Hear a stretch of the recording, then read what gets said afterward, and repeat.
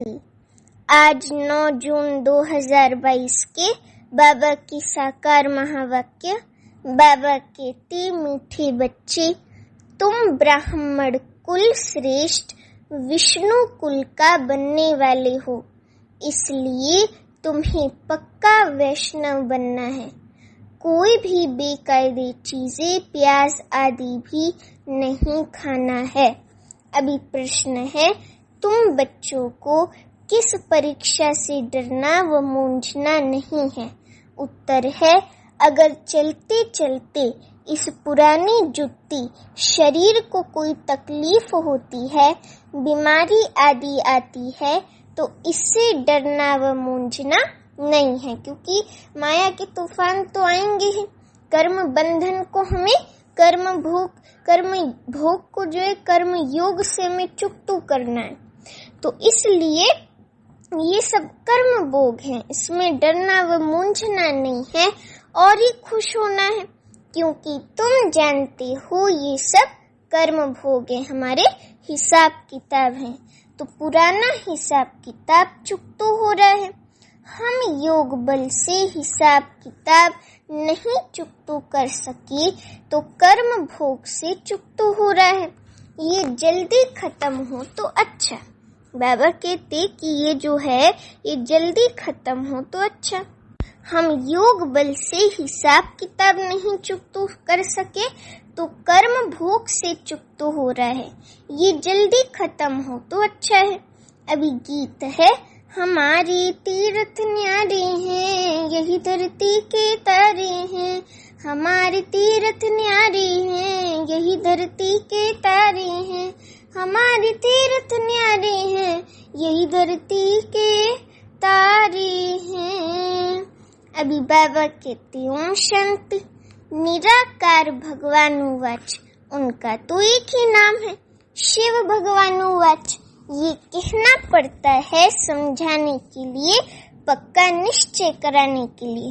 कल भी बाबा ने कहा ना कि निश्चय होगा तभी योग लगेगा, तो निश्चय कराने के लिए बाप को कहना पड़ता है कि मैं जो हूँ, मेरा नाम कभी नहीं बदलता। सतयुग के जो देवी देवताएं हैं, वे तो पुनर्जन्म में आते ही हैं। बाप इस तन से बच्चों को समझा रहे हैं, तुम रूहानी यात्रा पर हो। बाप भी गुप्त है और दादा भी गुप्त है।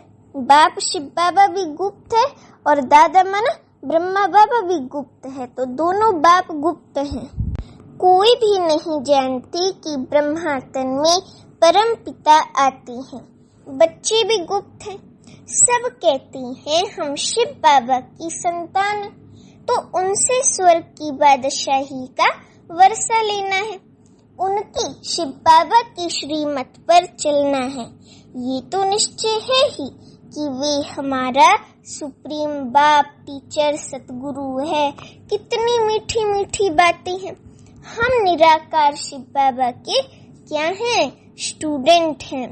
वे हमको राजयोग सिखलाते हैं। भगवानुवाच, हे बच्चे, मैं तुमको राजयोग सिखलाता हूँ। मेयर तो ऐसे नहीं कहेंगे हे बच्चे। मेयर मतलब फॉरेन में मेयर वगैरह होते ना, राजा शायद कुछ होते होंगे, तो मेयर तो ऐसे नहीं कहेंगे हे बच्चे। सन्यासी भी ऐसे कह न सके। बच्चे कहना तो बाप का ही फर्ज है। बच्चे भी जानती हैं कि हम निराकार बाप के बच्चे हैं, उनके सम्मुख बैठे हैं। तो प्रजापिता ब्रह्मा कुमार कुमारियां हैं। प्रजापिता अक्षर ना डालने से मनुष्य मूंझते हैं। उन मनुष्यों को लगता है कि ब्रह्मा बाबा कोई गुरु है, लेकिन ऐसी बात तो है नहीं। तो इसलिए प्रजापिता ब्रह्मा अक्षर ना डालने से मनुष्य मूंझते हैं, तो प्रजापिता अक्षर डालना जरूरी है। तो समझते हैं कि ब्रह्मा तो सूक्ष्म वतनवासी देवता है। वे फिर यहाँ कहाँ से आया? कहती हैं ब्रह्मा देवताय नमः, शंकर देवताय नमः। फिर गुरु भी कहते, गुरु ब्रह्मा, गुरु विष्णु। अब विष्णु व शंकर तो गुरु है नहीं, समझती हैं कि शंकर पार्वती को कथा सुनाती हैं तो गुरु ठहरा। गुरु विष्णु भी नहीं है। सतयुग में लक्ष्मी नारायण गुरु बनते नहीं हैं। कृष्ण को भी बड़ा गुरु गीता का भगवान बना दिया। अब वो तो कहाँ सतयुग का प्रिंस, वो कहाँ से गीता का भगवान होगा। तो ये सब बातें जो हैं ये सब रॉन्ग है। तो लेकिन भगवान जो है वो एक ही है कि शिव बाबा है। ये बात तुम बच्चों को सिद्ध करना है। तुम गुप्त सेना हो, रावण पर जीत पाते हो, अर्थात माया जीते जगत जीत बनते हो। माया को हम अपने अंदर के 5 विकारों को जीतते हैं और फिर हम जगत जीत बनते हैं। हम पूरे विश्व पर राज्य करते हैं। पूरे विश्व की बादशाही हमें मिलती है सतयुग में। तो माया जीते जगत जीत बनते हो। माया धन को नहीं कहा जाता, धन को संपत्ति कहा जाता है। तो बाप बच्चों को समझाती हैं, बच्चे अब मौत सामने खड़ा है। ये वही 5000 वर्ष पहले वाली अक्षर है। सिर्फ निराकार भगवानुवाच के बदले साकार कृष्ण का नाम डाल दिया है, लिख दिया है। बाप कहती हैं ये नॉलेज जो तुमको अभी मिलती है ये है भविष्य प्रारब्ध के लिए। प्रारब्ध मिल गई, फिर नॉलेज की दरकार नहीं। ये नॉलेज है ही पतित से क्या बनने की, पावन बनने की। पावन दुनिया में फिर किसी को गुरु करने की दरकार नहीं। ये नॉलेज है ही पतित से पावन बनने की। पावन दुनिया में फिर किसी को गुरु करने की दरकार नहीं। वास्तव में गुरु तो एक ही परमपिता परमात्मा है। पुकारते भी हैं, हे पतित पावन आओ, तो समझाना चाहिए ना। वही सुप्रीम गुरु है, वही सबसे बड़े ते बड़ा सतगुरु है, सुप्रीम गुरु है। सर्व का सदगति दाता राम गाया जाता है। तो वे जरूर तब आएंगे जब सभी दुर्गति में हैं।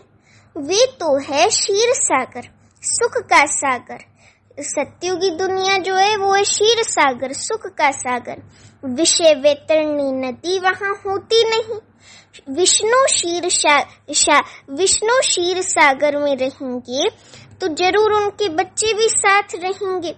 अभी तुम ब्राह्मण कुल के हो, फिर विष्णु कुल के बनेंगे। वे कंप्लीट वैष्णव है ना। देवताओं की आगे कभी बेकायदे चीज प्याज आदि नहीं रखेंगे। फिर से ऐसा देवता बनना है तो ये सब छोड़ना पड़ेगा। ये है संगम युग। समझाया गया है कि तुम ब्राह्मणी संगम पर हो, बाकी सब कलयुग में है। जब तक ब्राह्मण न बने तब तक समझ नहीं सकेंगे। बाप कहती हैं मैं कल्प के संगम पर आता हूँ।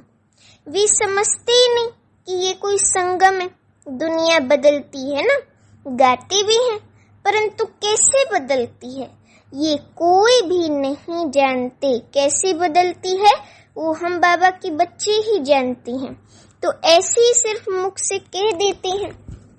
तुम अच्छी रीति समझते हो कि श्रीमत पर चलने से ही श्रेष्ठ बनेंगे। बाप को याद करना है। देह सहित देह के सभी संबंधों को भूल जाना है। बाबा ने बिगर शरीर भेजा था, फिर वैसे ही जाना है। यहाँ आए हैं पार्ट बजाने। ये है गुप्त मेहनत। बाप और वर्षी को याद करना है। तुम घड़ी घड़ी ये भूल जाते हो। बाबा को भूलने से माया की चमाट लग जाती है। ये भी खेल है अल्लाह अवल दीन जादू का चिराग का। दिखाती है ना कि अल्लाह ने अवल धर्म स्थापन किया तो ठगा किया और बहिष्ट मिला। तो ये धर्म कौन स्थापन कर रहे हैं? ये जो आदि सनातन देवी देवता धर्म है ये कौन स्थापन कर रहे हैं? अल्लाह शिव बाबा ने पहला नंबर धर्म स्थापन किया। हातम ताई का भी खेल दिखाते हैं कि कैसे जो है मुंह में मुलेरा डाल के और कैसे कैसे परिस्थितियां पार करके उसने जो है फिर जो है परिस्थिति पार की।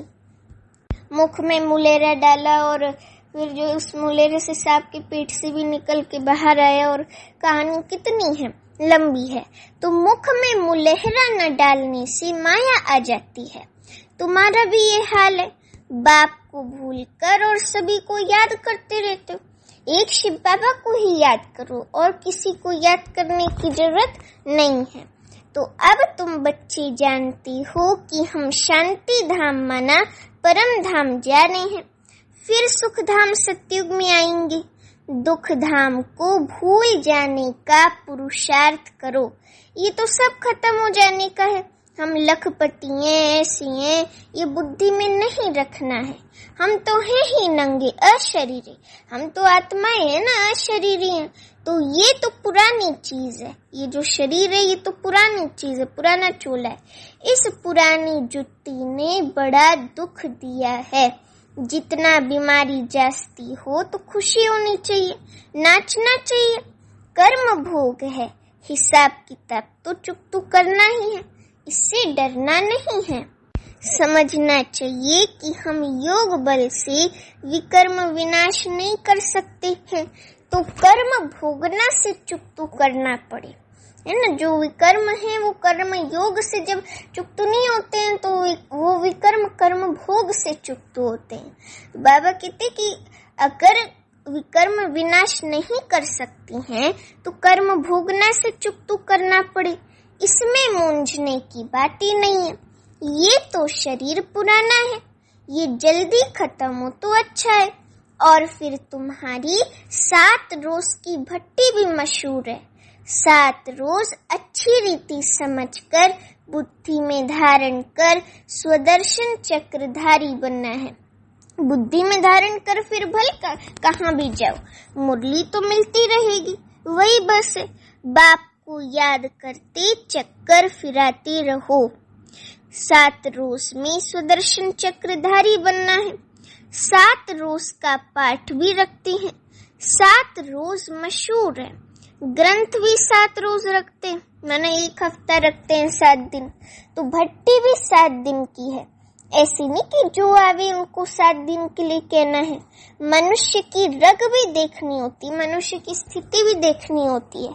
तो पहले ही 7 रोज का कोर्स कहने से कोई तो डर जाते हैं, समझती हैं हम रह नहीं सकते तो क्या करेंगे, चले जाते हैं।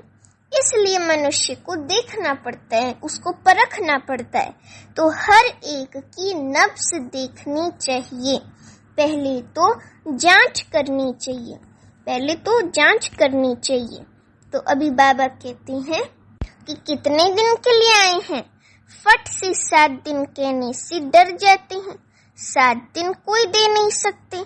सर्जन वैद्य कोई ऐसे होते हैं जो नब्ज देखकर, जो नाड़ी होती है ना, उसको झट पकड़ कर ही बताते हैं कि ये तुमको बीमारी है।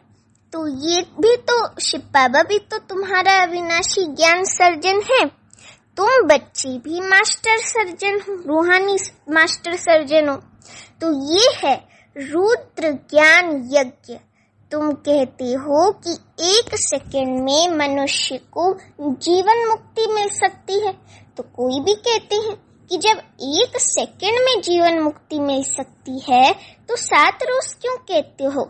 सेकंड की बात बताओ, डर जाते हैं। हम तो नहीं रह सकते, इसलिए पहले हरे की नब्ज देखो। बाबा कहते पहले सबकी हर एक आत्मा की नब्ज देखो, फिर उसे ज्ञान दो। क्योंकि हर आत्मा को पहले परखा जाता है ना। जैसे हीरे को भी जो है वो पहले परखते हैं कि ये असली में हीरा है कि ये नकली है। तो ऐसे ही आत्माओं को भी पहले परखो, उनकी नब्ज देखो, फिर उनको ज्ञान दो। तो पहले तो जांच करनी चाहिए, है ना। वैद्य भी नब्ज देखकर बताते हैं कि तुमको ये बीमारी है। तो हम भी मास्टर रूहानी सर्जन हैं, तो हमें भी पहले सामने वाले की नब्ज देखनी चाहिए। सबके लिए एक ही बात नहीं हो सकती। बहुत बच्चे डिससर्विस कर देते हैं, बहुत बच्चे अपने बोल से, है ना, कई टोंट मार के जो डिससर्विस कर देते हैं। तो ऐसी डिससर्विस नहीं करनी चाहिए। तो कई तो डिससर्विस कर देते हैं। फॉर्म भराने समय नब्ज देखकर पूछना होता है कितना दिन ठहर सकेंगे वे भी पूछना होता है। अच्छा ये तो बताओ, सबका भगवान एक है ना? परम पिता से तुम्हारा क्या संबंध है? पहले तो इस बात पर अच्छी रीति समझाना होता है कि वे बाप है शिव बाबा और हम उनके बच्चे आत्माएं हैं, आत्मा भाई भाई हैं। तो बाप तो वर्षा देते हैं, स्वर्ग का वर्षा मिलना चाहिए। स्वर्ग का शिव बाबा रचयिता है, तभी तो उनको हेवनली गॉड फादर कहते हैं। बाबा कहते कि अभी तो नर्क है। अभी क्या है? अभी तो नर्क है। भारत स्वर्ग था, विश्व के मालिक थे, देवी देवताओं का राज्य था, तो माया ने राज्य छीन लिया है। अब फिर माया पर जीत पाकर राज्य लेना है। पुरानी पतित कलयुगी दुनिया का विनाश सामने खड़ा है, तो जरूर पावन दुनिया स्थापन करनी होगी। तब तो विनाश सामने खड़ा है, थोड़ा इशारा देना चाहिए, फिर आगे चलकर उन बातों को गहराई से समझते जाएंगे। आज नहीं तो कल आएंगे।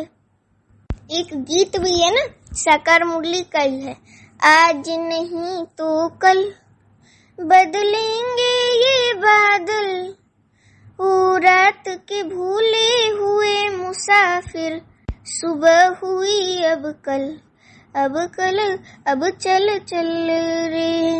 ऐसे एक गाना है ना बाबा की साकार मुरली का कि आज नहीं तो कल बदलेंगे ये बादल। तो बाबा कहते कि आज नहीं तो कल आएंगे, जाएंगे कहाँ? एक ही हट्टी है, हट्टी यही है तो सदगति मिलने की। परम पिता परमात्मा शिव बाबा की एक ही हट्टी है, 1 सेकंड में जीवन मुक्ति मिलनी है। हट्टी देखो कैसी है, जिसके तुम सेल्समैन हो। जो अच्छा सेल्समैन होगा तो पद भी अच्छा पाएंगे। ज्ञान रत्नम और आत्माओं को बांट रही है ना, तुम सेल्समैन है, तो जो अच्छा सेल्समैन होगा तो पद भी अच्छा पाएंगे। सतयुग में राजा बनेगा सतयुग का। सेल करने का भी अक्ल चाहिए, तो अगर अक्ल नहीं होगा तो वे क्या सर्विस करेंगे? पहले तो निश्चय बिठाओ, फिर 7 रोज की बात। अरे बाप तो वर्षा देने आए हैं। भारत सुख धाम था। भारत कैसा था? भारत सुख धाम था, समझे? अभी भारत दुख धाम है कलयुग में। फिर सुख धाम कैसे बनता है? कौन बनाती है? पहले रास्ता बताना है कि हम आत्माएं शांति धाम की रहवासी हैं, फिर आती हैं पार्ट बजाने। पहले रास्ता बताना है कि हम आत्माएं शांति धाम की रहवासी हैं और फिर आते हैं पार्ट बजाने। अभी बाप कहते हैं बच्चे वापिस घर परम धाम आना है। बाप को याद रखने से तुम्हारे विकर्म विनाश होंगे। तुम्हारे उड़ने के पंख जो टूट गए हैं वे मिलते रहेंगे। तुम चले आएंगे मेरे पास। बाप ही आकर कौड़ी से हीरे जैसा बनाते हैं। ये कमाई बड़ी जबरदस्त है। बाप को याद करने से 21 जन्म के लिए तुम निरोगी बनते हो। चक्र को याद करने से तुम एवर हेल्दी वेल्दी बनेंगे। अभी तो दोनों नहीं है, न हेल्थ है न वेल्थ है, तो तुम्हारे में भी नंबरवार है। कच्चों को माया झट खा जाएगी, है ना। जैसे एक बार हम कहीं छत पर थे तो हमने देखा कि जो लंगूर थे ना वो तो छुई मुई को खा रहे थे। ऐसे ही छुई मुई का पौधा होता है, उसमें से पत्ते ले लेके खा रहे थे लंगूर। तो फिर ऐसे ही में हमारा मनन चिंतन चला मुझे आत्मा का। तो फिर मैंने सोचा ऐसे ही तो माया आती है, जो छुई मुई होते हैं उन्हीं को फिर जो है माया पकड़ के कच्चा खा लेती है। तो माया कच्चा खाए इसलिए तो हम नहीं है, हमें तो माया पर विजय पानी है ना। तो कच्चे नहीं बनना है, कच्चों को माया झट खा जाएंगी। फिर भी आगे चल स्मृति आएगी। पिछाड़ी में राजाएं भी आती हैं, सन्यासी आदि भी आते हैं। तुम कन्याओं माताओं ने ही बाण मारे हैं, जो कहते ना कन्याएं माताएं भीष्म पितामह को बाण मारती हैं, तो तुम कन्याओं माताओं ने ही बाण मारे, ज्ञान के बाण। जो गृहस्थ व्यवहार में रहते, जो यहाँ मंदिर भी एक्यूरेट बने हुए हैं। कुंवारी कन्या का भी मंदिर है। वहाँ उत्तराखंड में देहरादून में एक मंदिर है, उसका नाम है बाला सुंदरी मंदिर। तो कुंवारी कन्या का भी मंदिर है। अधर कुमारी का अर्थ थोड़ी समझते हैं। जो गृहस्थ व्यवहार में रहते हुए बीके बनती हैं, उनको अधर कहा जाता है। जो गृहस्थ व्यवहार को भी संभाल रहे हैं और बाबा के बच्चे भी हैं, तो उनको अधर कहा जाता है। कुमारी तो कुमारी ही है। तुम्हारे यादगार में पूरा मंदिर बना हुआ है। कल्प पहले भी तुमने सर्विस की थी, तो तुमको कितनी खुशी होनी चाहिए। तुम्हारा कितना भारी जबरदस्त इम्तिहान है। पढ़ाने वाला है कौन? भगवान। अच्छा, दिल्ली की पार्टी से बाबा छुट्टी ले अपने स्थान बाबा से छुट्टी ले अपने स्थान पर जा रही थी। तो बाबा कहते कि बच्चे अच्छा ही रिफ्रेश होकर जा रहे हो ना। नंबरवार तो है ही, जो अच्छा समझती हैं वे अच्छा समझाते भी हैं। ये तो बच्चे समझती हैं कि बाबा भी गुप्त है तो दादा भी गुप्त है, हम भी गुप्त हैं, कोई भी जानता नहीं है। ब्राह्मण लोग भी नहीं जानते। तुम समझा सकती हो कि तुम कुख वंशावली, हम हैं मुख वंशावली। तुम पतित हो और हम पावन बन रहे हैं। प्रजापिता ब्रह्मा की संतान है, तो जरूर नई दुनिया के हुए ना। सतयुग के देवताएं नई दुनिया के हैं या ब्राह्मण नई दुनिया के हैं? ब्राह्मणों की चोटी है ना, तो चोटी ब्राह्मण कुल ऊपर या माथा देवता कुल ऊपर है। उसमें फिर शिव बाबा को भी गुम कर दिया है।